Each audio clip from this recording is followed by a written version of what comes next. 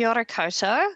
I will give it another minute or so just as people start joining in. But as I do that, I'll do just a bit of an intro.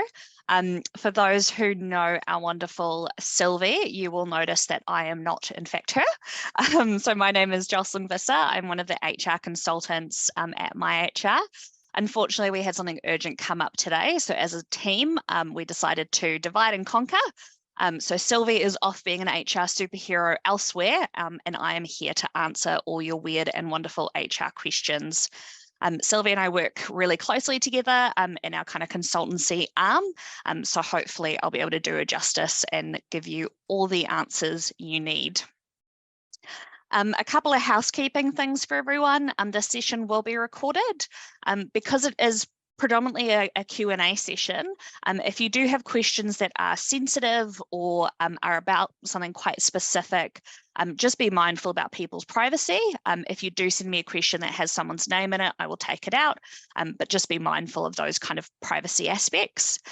This recording will of course be available on our YouTube channel and all our socials when we have cleaned it up, and yeah, so that will be available to watch later this week. So today's session is really, like I said, it's a Q&A. It's our HR expert tips and tricks. Really, we just wanted to give an opportunity for our clients to kind of ask those weird questions you never really have an opportunity to ask, or maybe you're too afraid to ask because us HR people are all very scary, aren't we? So it really is that the floor is yours, so to speak. I do have one slide prepared just to kind of talk to the kind of current landscape and where we are as businesses and as HR people. So I'll go into that. Predominantly, if you can use the question and answer function in Zoom, that would be great. I will keep an eye on the chat, but sometimes if lots of people are talking, it is quite easy to miss questions. So if you use the question and answer. So yeah, just to recap for any latecomers, my name is Jocelyn Visser. I'm one of our HR consultants and our consultancy team. I am here representing our HR team with Sylvie needing to be off saving the world elsewhere, as we often do. In HR, you've always got to be prepared for the unexpected. Expect the unexpected. So, like I mentioned, I wanted to talk about some kind of current landscape aspects. What's currently happening in the world of business, in the world of HR. Now, a lot of this will be probably things you guys know as business owners, but some of it might be new to you. So the first thing we have is fair pay agreements. And this is probably one of the most significant changes to employment law that we've seen in probably the last 10 years. And it's essentially, if you don't know, a way for anyone to open up collective bargaining. So you don't necessarily have to be in a union. There does have to be a union representative present, but it also means we can have industries coming together and creating an agreement that sets standards for that industry as a whole. So this came into effect in December last year, and so far there have been 4 submissions to MBIE. That's the first step, is you've got to put your submission to MB to ask that, or rather get your submission approved to begin bargaining. So before anything actually happens, you have to have a submission, and it needs to be assessed and then approved. So there's 4 submissions currently being assessed. These are related to hospitality, bus and coach drivers, cleaners, and supermarket workers. So if you're in those industries, you might want to watch this space because there are things happening. Now, these are in the process of being assessed. So they haven't been approved and they haven't been declined. So in a really roundabout way of saying it, nothing's really moved in the fair pay space since the law came into effect in December. But the thing for us to be cautious of or be aware of as employers is that the opportunity for bargaining is now opened wider to this industry scale. So if you are in any of those industries I mentioned, hospo, bus and coach drivers, cleaners, supermarkets, just keep an eye on it. There's many steps to go until bargaining actually happens. So the submission needs to be assessed, then approved, then parties are invited for bargaining, and that is it's estimated that's going to be a fairly long process. Then there's a compliance and coverage check, there's ratification, bargaining is ceased. So during all of those steps, there's back and forth in terms of all the parties agreeing. And then finally, the fair pay agreement will be enforced. So the thing that's different about fair pay agreements is that you might be covered by a fair pay agreement, even if you weren't part of bargaining. So again, it's nothing to be afraid of. It's definitely a watch this space, see what happens. Obviously, we have elections coming up as well, which is likely to affect this space as well. But the short story is nothing much has happened, so don't stress. We've also got our minimum wage increasing in April to $22.70 per hour. We've got some cyclone relief packages that have been signalled. So there's been a $250 million package and a minister position announced this week. We're yet to see what that actually looks like for businesses. But if you are, especially in the Hawke's Bay or other areas that have been badly affected, do keep an eye out for that, because you are likely to be able to get some support to keep your business afloat.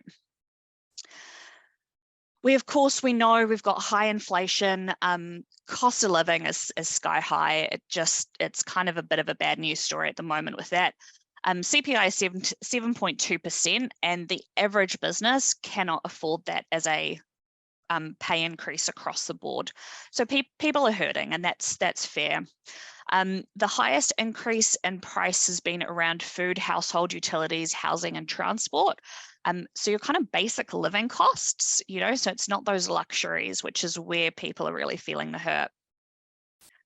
We also know that unemployment is still very low. For the December quarter, it was at 3.24%. So we know this is low. It hasn't really shifted considerably in the last 6 to 8 months. We're still competing for talent. It's still an area that if you're recruiting currently, having a think about other ways to attract people is a good idea. We've had one question come through, and I will answer that in 1 second. I'll finish the world that is now, because we've got one more point, which is just a general kind of awareness thing, which is health, well-being, and burnout.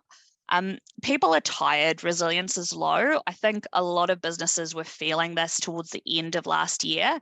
And then we all kind of had this break for Christmas, and we thought it was going to be wonderful and rejuvenating. And then for a variety of reasons, one including the weather, it wasn't as restful a break for a lot of people as we were expecting. So a lot of people have come back to work in the new year already tired. So why I mention this is it's just something to be mindful of as you're kind of setting up your business for success in this new year, is just thinking about the fact that people are just feeling a bit rough, and you yourselves as business owners are probably feeling it too. So make sure you put in that self-care and look after yourself. So for the rest of the session, I will just be answering questions. So I've got a couple already. Chuck me anything and everything. If it's something I can't answer, I will let you know. And we will do our best to answer it. In other ways, we can send out a newsletter or something following this. So the first question we have here is, do staff on starting and wage rates at current rates need to have a wage adjustment when it changes? Yes, I don't have the figure in front of me, but when minimum wage increases, the start out rates and training rates will go up as well. I am happy to quickly do a quick figure check on that if you give me one moment. Any comment on that yet, actually? My understanding is that yes, it will increase. Historically, we've always seen them increase. At the same time, I'm not seeing anything that specifically gives me that answer though. So what I'm going to do is I'm going to note that question down as well and get an absolute concrete answer for you as well. Do those on median wages and working need to have their pay adjusted to the new median wage? Really great question. It's such a hard one because for a lot of businesses, it's just really hard to actually afford right now, which we completely understand.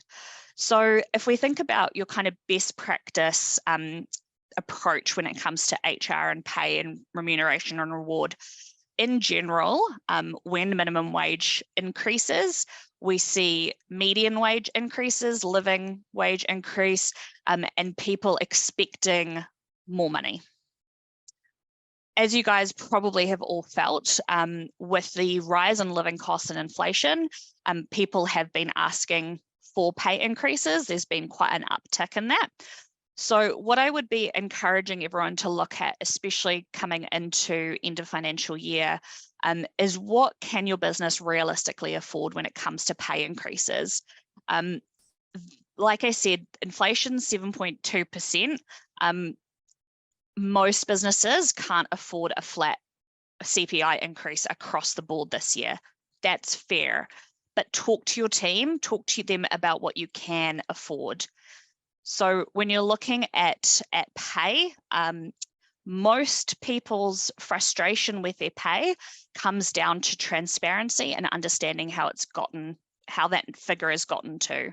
So if you're thinking about pay now, and like I said, going into budgeting rounds, look at what you can afford, look at what process you're going to take, and then communicate those things to your team.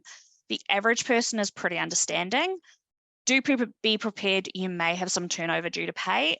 It's a natural part of life, unfortunately. Do current staff have to have their pay increased on start and training to new levels? Yes, so whenever a minimum wage or starting out rate and training rate, and thank you, Grant, you've said it is increasing. Like I said, I will still get the official figure for you guys as well. So when those things increase, it is a legislative increase. So you do have to automatically increase those employees up to those new levels straight away. Keep in mind with both starting out rates and training rates, there are other conditions tied to them. So just keep in mind that those are still the most appropriate rates to have those people on. Someone's asked, with a tight labour market, you suggest using other ways to attract people. Can you elaborate? Great question. So what I'm meaning here is that we've done recruitment a pretty stock standard way for many, many years. We have a role that becomes available, we put it up on Seek or Trade Me, and we wait for the applicants to fill in. And sometimes that still works totally. What's becoming a more effective way to recruit now is looking at alternative talent pools. So looking for people that you may not usually have looked at for roles. So what I mean by this is look at your role. You say you might need 2 years experience. Do you actually?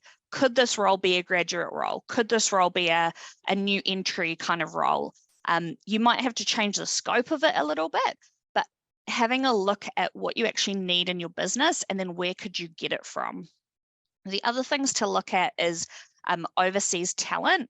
Our borders and stuff are opening up, so that is possible, but we also do have some restrictions to visas at the moment as well. So if you're predominantly relying on overseas talent, again, it's an opportunity to look at what is it about that overseas talent that you need? What is it about the type of work those people are doing? And what are other ways you could find it? Can you reach out to trade schools in New Zealand to get apprenticeship programs or, start a kind of talent funnel that way? For higher senior roles, headhunting and shoulder tapping is really where a lot of people are going at the moment. It does take more time and energy, so do look at potentially using a recruiter if you need to.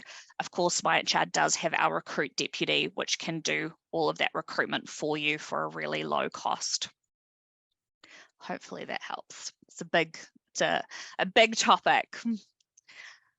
We've got another question. Do you start pay review conversations prior to making redundancies or post, particularly if you're making redundancies due to financial need and therefore pay increases are not likely? Yes, so if your redundancy or your restructure is tied to financial reasons, then you would be best to do that process first, because if you're saying that you need to cut jobs because you don't have enough money and then you have enough money to pay people more, you're kind of undoing your own argument, and there's the risk there that the whole process is being done in bad faith. So that's where that risk would come in if it was questioned or someone raised a personal grievance. So what a lot of organizations look at when they're looking at restructures and redundancies is their financial need, where they can cut costs, go through the restructure process, and then look at potential increases post that. I would definitely say you want to look at if you can afford increases, why can't you afford having those people on the books? And most of the time that's really easy to justify, because a full FTE is more expensive than giving 2 or 3 people a 3% increase. But what you want to make sure of is that you're really clear in your justification, so that the restructure process and the grounds and justification for the restructure is really solid. This is an area that our team deal with all the time, so do get in touch with them to kind of tease out those questions if you've got a specific process in mind. The key thing is that where the risk lies is if the justification is not valid, and then the process. So if people are going, look at it from someone's outside view. Okay, you made me redundant because you don't have enough money to pay me, but then a month later I hear that everyone's gotten a 10% increase. The numbers don't add up there. So just make sure you've got your budget and your financial statements all in place and really clear. The next one I've got is a lovely anonymous attendee letting us know the starting out and training minimum wage will go up from $16.96 to $18.16 per hour. Thank you so much. And like I said, we will make sure that we get that out as well. That's all the questions I have currently. So I will just sit here and answer any other questions that come through.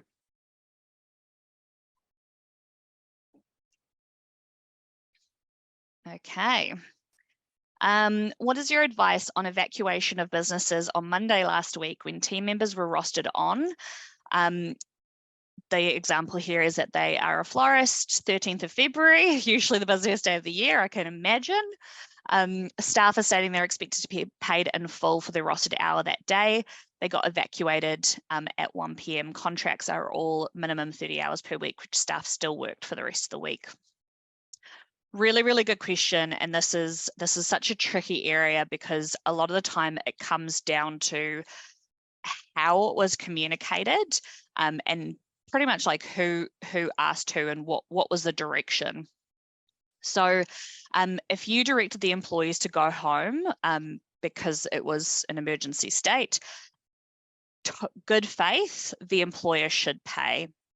If you weren't told to evacuate, okay, you've just clarified civil defence directed this. So yeah, the straight black and white answer is that the employer should pay in good faith, and that's because it's not the employee's fault that they weren't able to work the rest of the shift. If we're talking pure legalese, essentially the employee was ready, willing and able to work, but there was not work provided to them. And I know this can feel really harsh, because you've just lost a ton of business as well, not being able to open for those hours. We can help you with consultation processes to discuss with staff where those hours were made up.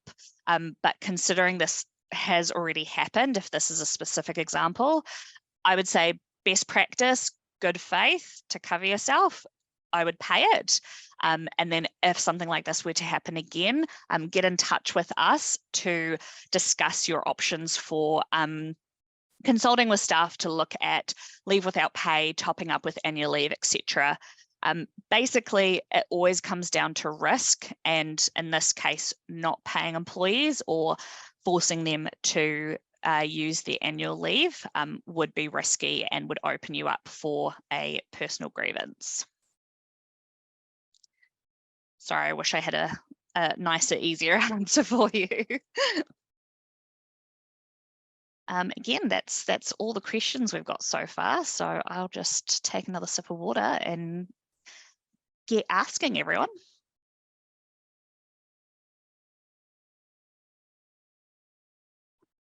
All right, while people are potentially formulating questions, I'll ask you guys a question and you can message me either on the chat or through the Q&A. What's probably the biggest thing you're concerned about or feel unprepared about in this coming year?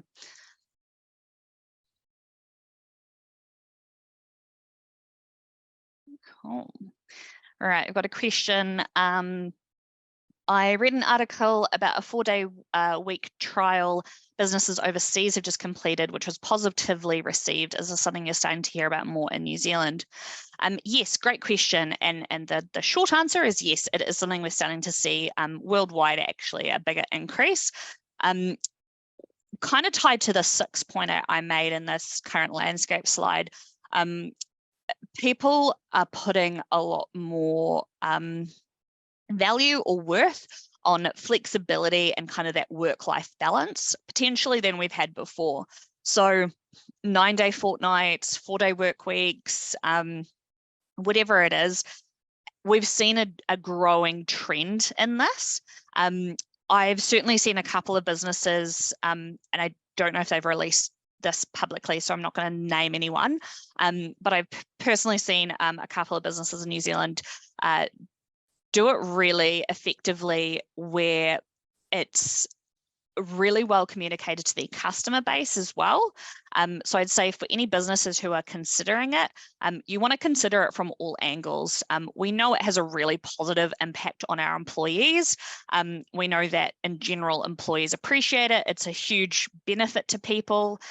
Talking before about kind of pay and remuneration and reward, there's this concept we call employee value proposition, which is how much people value working for you and kind of the imaginary dollar figure they put in their head on that stuff. So that's your benefits, your culture, all of the other things that come from being a workplace. So 4-day work weeks or any kind of flexible working approaches, we know score really highly in EVP. So that's going to help you as a business attract candidates. It's going to help you with retention. It's going to help engagement, and all of that drives performance. So it can be a really good business decision. But again, the other things you want to consider is effect on customers. Where I've seen businesses go wrong with the 4-day work week is expect the same amount of work to be done in less hours, which obviously just puts pressure on people. So discussing it with everyone and taking a really collaborative approach to work together with your team to see what this could actually look like is a great idea.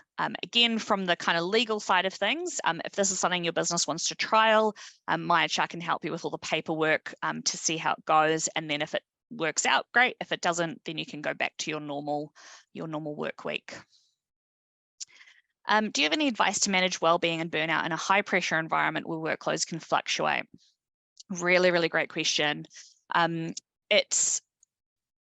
It's hard is my first answer. Sorry.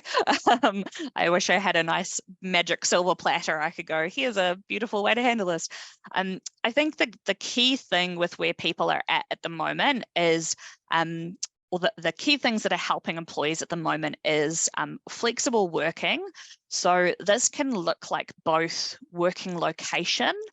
So that can mean working from home. It can also mean saying, hey, if you want to go to a batch for the weekend, take your laptop on a Friday, do your work from the batch on the Friday. You'll still be working, you'll still get paid for it, but you're just not in the office, you're just not in the home, you're in a different environment. It's amazing what a kind of change can do for us. So that's one approach to flexible working. The other things I mean when we say flexible working is fluctuating start and finish times. So employees being able to go, actually, I've got a doctor's appointment this morning. I'm only going to start at 10, but I'll work later. Or, hey, I'm feeling a bit low today. I'm going to go home early. I'll make up the time. All of these things do require quite a high trust environment. So have a think about whether you have that environment with your leaders and with your team. Hopefully you do, and then it can be really easy to manage. Where workloads fluctuate, I think this is one of those situations that it's both a problem and an opportunity, because you often can't control it. But where it's an opportunity is to take advantage of the times where workloads are lower. So, you know, personally in the kind of consultancy work, there are definitely weeks where we do extra, you know, we're traveling or we're presenting or whatever it is that we're doing. We're working extra in it, and the role needs that, and that's totally fine. And then there's also weeks where we're not doing as much, and we can take advantage of, you know, going home a bit earlier or long lunches or whatever it is. So again, I would say to start with, have a look at what you can accommodate within those workloads, and to meet whatever kind of business needs you need to meet in terms of customer service or whatever, and then look at what things you can put in place around that kind of flexibility. And then the other last thing is access to employee assistance programs. So that's EAP. If you have an EAP program, great. I know there's a few, like the Civil Defence have released I think it's like a grant for counsellors and therapists to essentially take on free clients for a bit.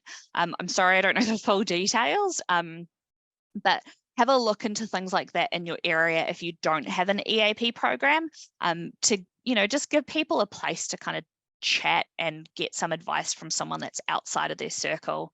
I also think there's a lot of strength in just talking to your team about this stuff.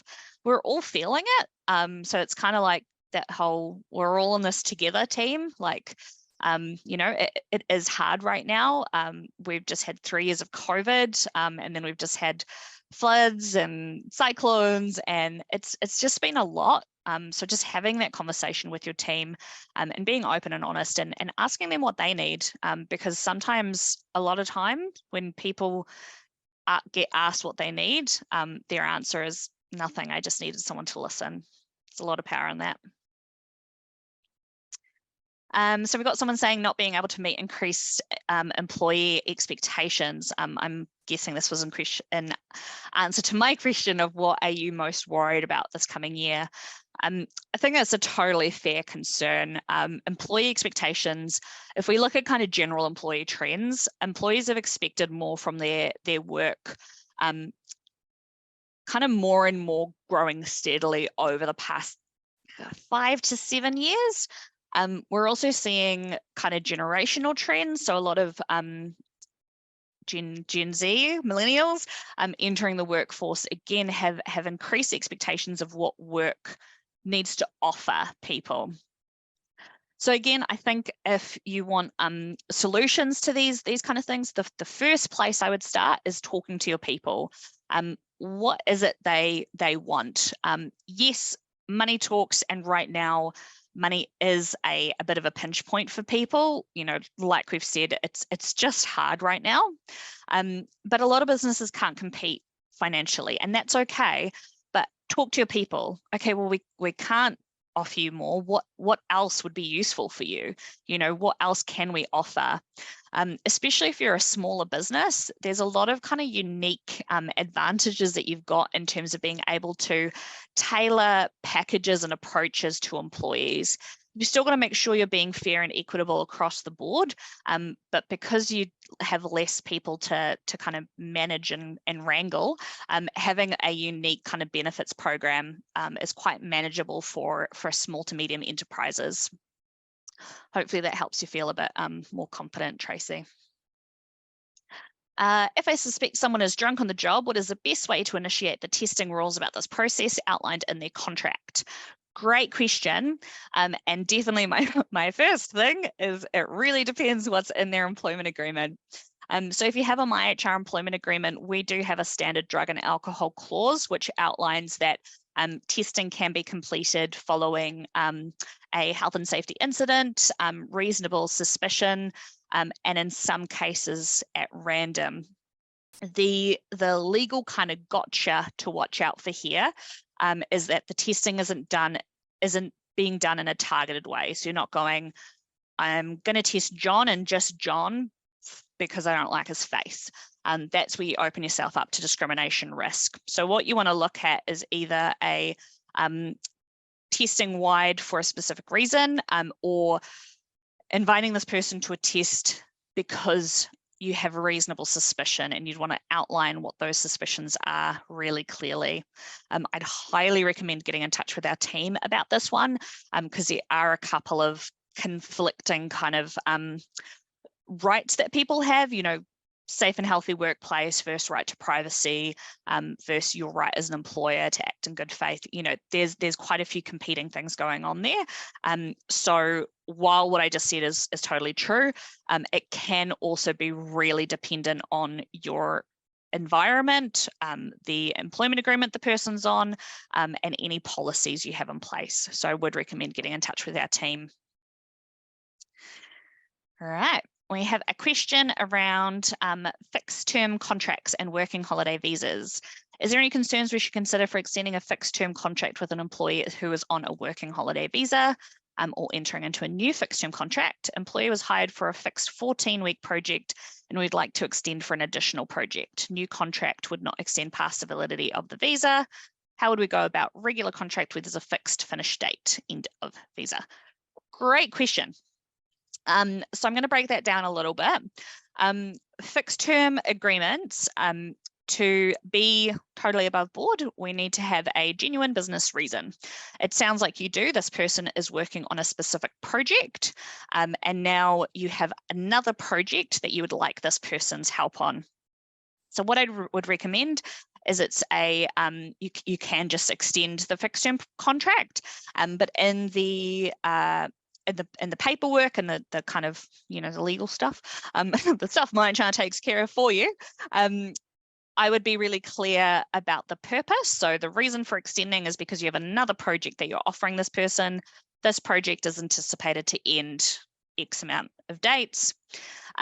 We generally recommend tying fixed terms to projects or pieces of work rather than employee conditions like visas, even though it is, in this case, it all seems like it's totally fine. It just helps protect you because fixed terms are all to do with a genuine business reason, not the employee's circumstance. So it sounds like you have a really solid business reason. So I would extend it, be really specific about it. And in terms of the question about regular contract where there's a fixed finish date, short answer is there's really no such thing. You either have your fixed term agreements, or you have your permanent agreements, which if they end will be either through resignation, misconduct, kind of disciplinary, or redundancy. Cool.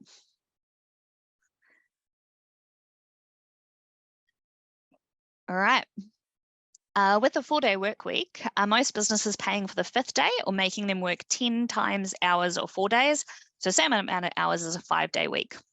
Really great question. I've seen both approaches. So I've seen businesses do a 4-day work week and they pay for the 5th day, a 4-day work week where they work 10 hours, or a 4-day work week where they actually reduce pay. So people get paid 80% of their FTE, but get an extra day off. So it really kind of depends, A, what's doable for your business, and then B, what you think is going to be most palatable or applicable to your employees.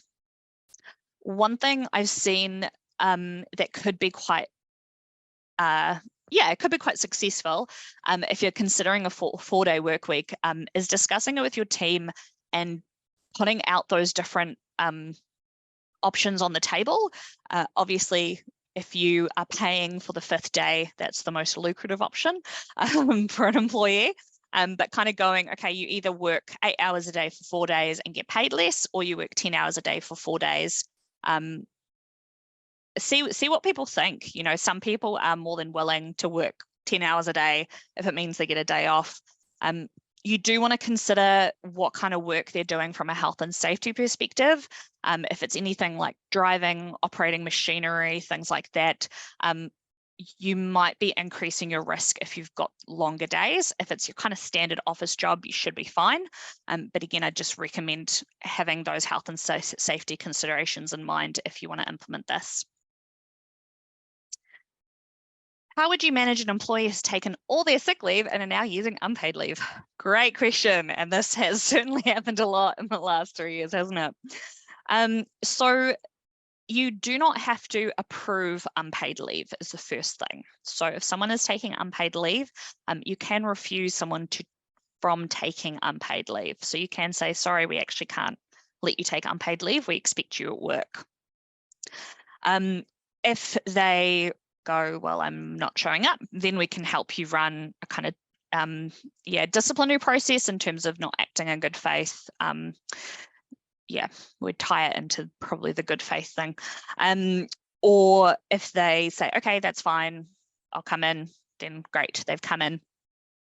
I think in both cases, what you want to consider is the employee's circumstance, for better or worse. So if someone is dealing with something significant, a serious illness or an injury, you may want to consider looking at medical termination processes or just understanding the landscape a bit more. Why is this person taking so much sick leave? Why are they needing time off? How can you support? Is there any, lighter duties you can offer them? Anything like that. So I'd say the first step I would recommend is having a chat with this employee to go, here's a sick leave you've taken, here's the unpaid leave you've taken.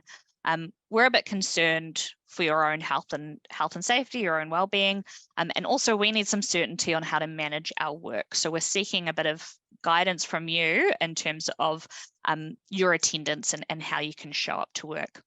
Again, this is something our team can help you with, even if it is that kind of softer approach before we go into a kind of formal process. So if you do want some help around wording or how to have this discussion, please do get in touch with our team. It's definitely a hard area because people have just blown through sick leave with, you get COVID, your wife gets COVID, your kids get COVID, it does just kind of suck right now in that sense. Sorry, bit of a downer. But there's still ways to manage it. And from a business perspective, you still need to be able to actually run your business. All right. We have a few employees who have been with us since December on a casual contract working full-time Monday to Friday. One of them has now asked to work 4 days per week. Can we leave that person on a casual agreement rather than moving them to a permanent agreement like the other? So my first thing is if someone is working full-time Monday to Friday regularly, they are not a casual employee, regardless of what contract you've got them on. A casual employee is defined as an employee that is truly on an as required basis. So they have really fluctuating work patterns. So it's someone who you go, hey, Hemi called in sick today. Can you come cover a shift 4 to 6? They have no expectation of ongoing work. They are truly as required, totally casual. So if these people have been working full-time Monday to Friday, they would already be considered permanent employees. From the last point of your sentence, it looks like you have moved them onto a permanent agreement. With the person who's asked to work only 4 days per week, I would still keep them on a permanent agreement, but you would just shorten their hours of work. So if we're working 40, standard kind of 8-hour day, 40 hours a week, then everyone else would be on a full-time permanent employment agreement with 40 hours per week. And then this person would be on a permanent part-time employment agreement for, 32 hours a week. Again, definitely get in touch with our team to help with the paperwork on that stuff. It is really important if these people are being treated like casuals, that you move them onto permanent agreements as soon as possible. Casual employees in general don't have access to sick leave, bereavement leave, things like that, and their annual leave is paid on top of their pay as that 8% loaded. When they move to permanent, they start accruing leave, and the risk of keeping them on a casual agreement when they would be considered permanent employees in the eyes of the law, is that you might have to pay all that stuff twice and backdate it. So you end up paying twice, which no one wants to do. All right. Do you have any advice on introducing succession planning into a business? Great question, and a personal passion project of mine over these last few years, succession planning and business continuity. I think my advice on introducing anything new to a business is kind of the same process, right? Discuss with your kind of senior leadership, or you know, for smaller businesses, your co-owner, your partner, whatever, what it is you want to introduce, why you think this is important, and how you're going to introduce this to your team. And then when you talk to your team about it, it's the same thing. Why are you doing this? Why is it important? How will it affect them? You know, at the end of the day, people, the first thing they think about is, how does this affect me? And is this good or bad? They weigh it up in their mind. So if you're going, you know, we'd like to introduce succession planning, what this means is we have a clear strategic document that outlines who might be ready for leadership roles in the next, you know, 1 to 5 years, whatever that time frame is.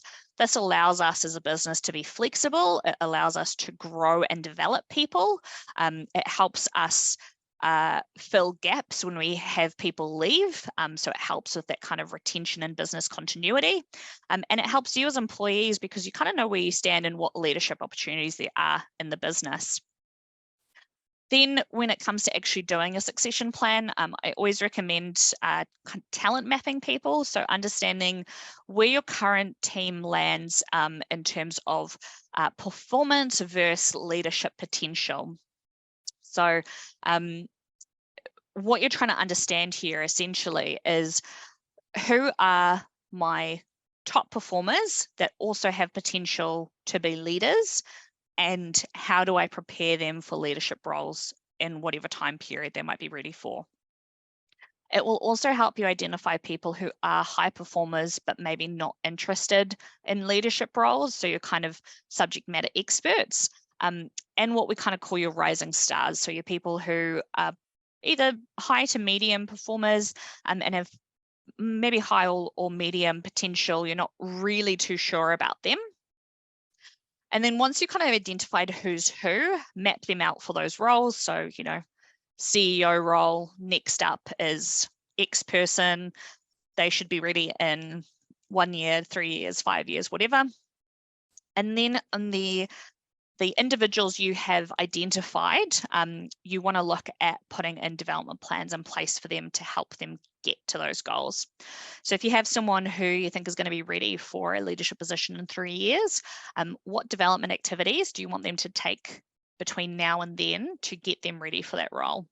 So that could be on the job training, it could be shadowing leaders, it could be coaching, mentoring internally, it could be leadership courses, but a lot of that stuff can actually be done on the job.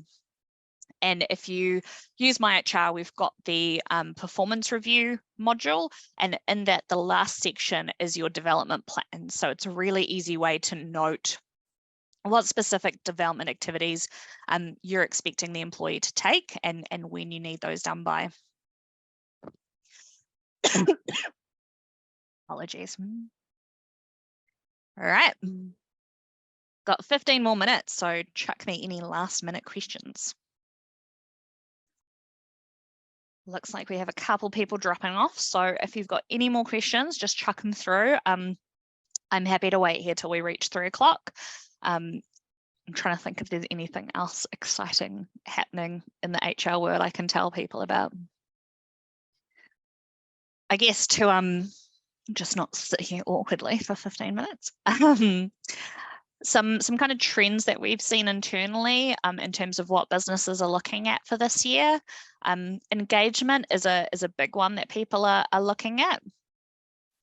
We've seen engagement trends kind of, they haven't really stagnated. They've been quite tumultuous over the last 3 years, and this is predominantly down to COVID, right? Like people had a lot personally going on, and work kind of became less important to a lot of people, and so that engagement naturally kind of lowered. But then for a lot of other people, it became really important because work was now potentially precarious, and so that was important. So engagement is a trend that businesses are looking at. We definitely have a few businesses we're working with that are looking at running engagement surveys with their team. This is something you can run yourself as well. I think, kind of like I've been saying throughout all of the answers, predominantly it just comes down to talking to your people.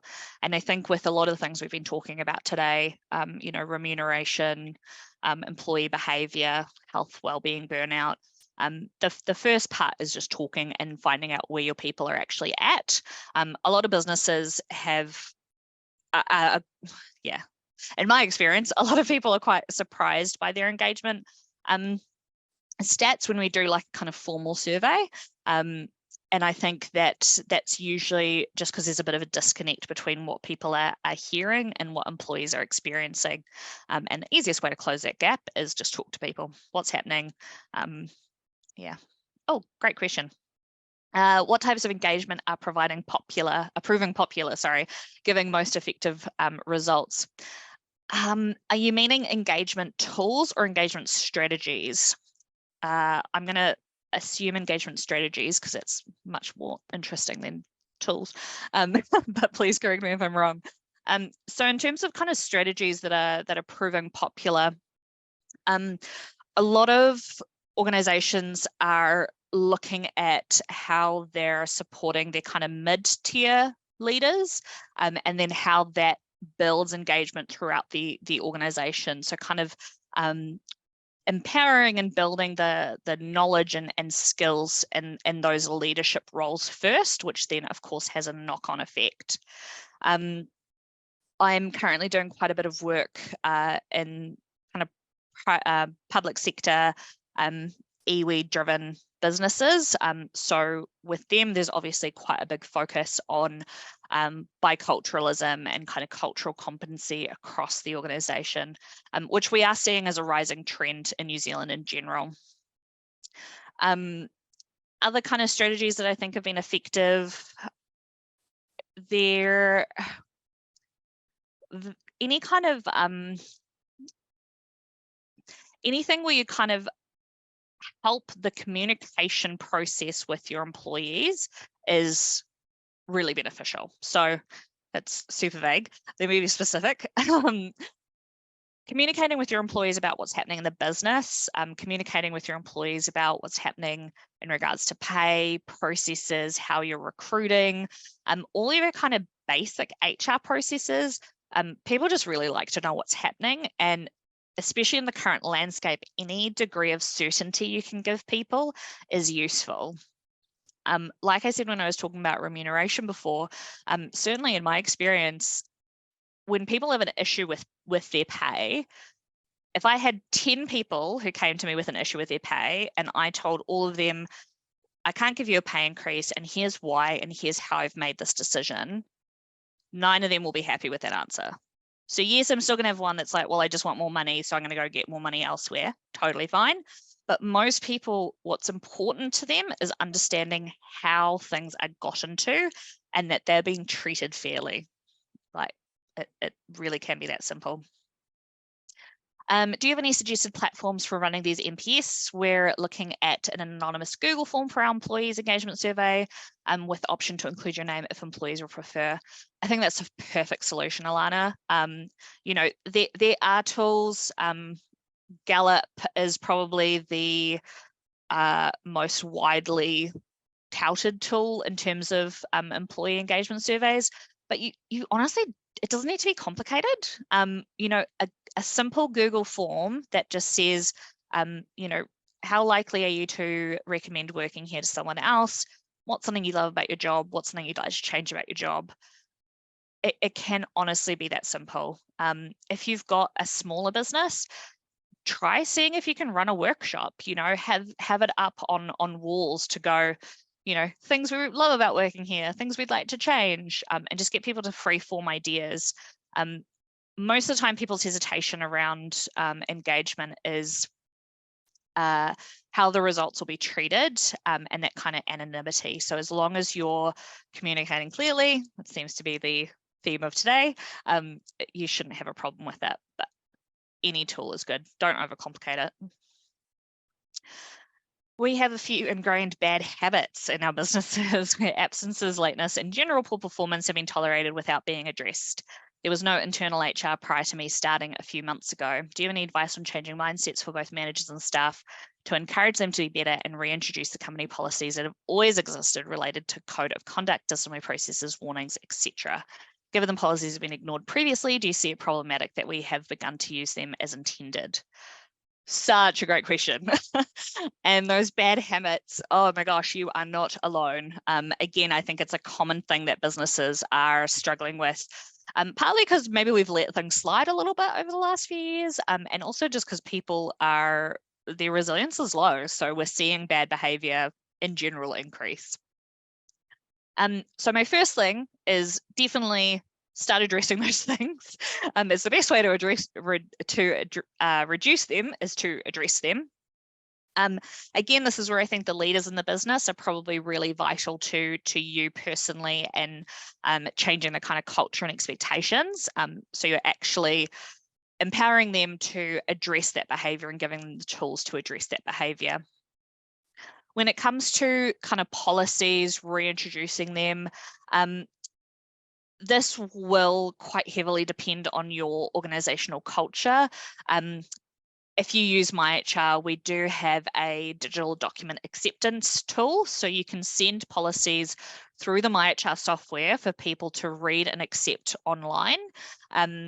This is huge from a compliance perspective because you can report on who signed it. You know that people have actually read it, and even if people have just ticked it, they are holding themselves accountable to that policy. There's other things you can do in terms of, you know, things I've seen, you just creative, wacky ideas, is taking, you know, one policy a week or a month and kind of talking about it in general. I think the issue with a lot of that work is that for the most part, policies are about compliance and rules and regulations, not so much culture. They can be, but predominantly they're about compliance. So I'd probably look at getting your compliance done well, and then looking at the culture and behaviors that people accept on top of that. So for code of conducts, you know, what do we as a team agree as a way to act? You know, you can co-design this, you can design this and get people's input, whatever you want to do, but get people to talk about what behaviors are acceptable and not acceptable. Your last kind of point of your question, given the policies have been previously ignored, do you see it problematic that we begin to use them as intended? There is risk. So there's risk in that approach in terms of if 6 months ago, you know, Hemi did something against a policy that was contrary to a policy, and he was not held accountable for it. And then tomorrow, Siona does the same thing and is held accountable for it. Why are you treating those people differently? And that's where the risk lies, because there is potentially an unjustified disadvantage on why you are treating those people differently.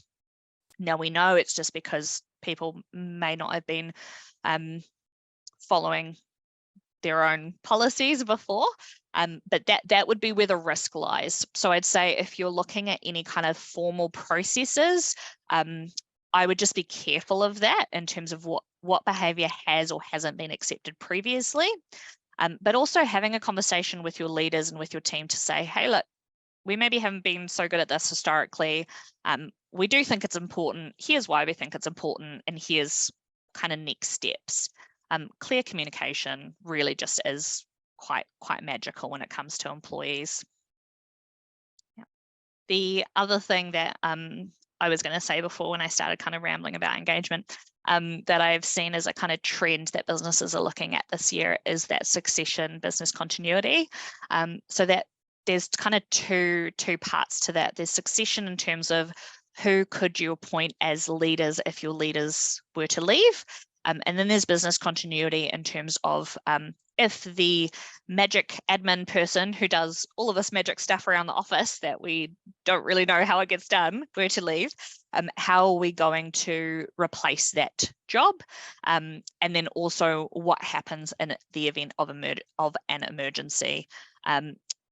Most businesses have got a pretty solid business continuity plan that they've either formally or informally kind of developed over the last 3 years of COVID. So maybe now it's just taking the time to actually formally write that somewhere and make sure your processes are documented. But if you haven't done that, if you haven't considered it, if the floods kind of caught you a little bit unawares, totally fair enough. I would look at kind of what you need in place to keep your business running, really. We've got 2 minutes left, so any last questions? And thank you, Kirsty, sorry, for your thanks there. Appreciate it. All right, I'm happy to hang around for another couple of minutes if anyone has any last questions, but I will kind of officially wrap us up now. I'll stop recording and I'm just going to put myself on mute while I go clear my throat. And if there's any last questions, just chuck them through and I can stay on to answer them. Thank you everyone for your time and attendance. It's been great to chat with you about my favorite topic, which is anything to do with HR and people. Go well, you're not in this alone, and this year's going to be awesome. We'll manifest it. See you guys.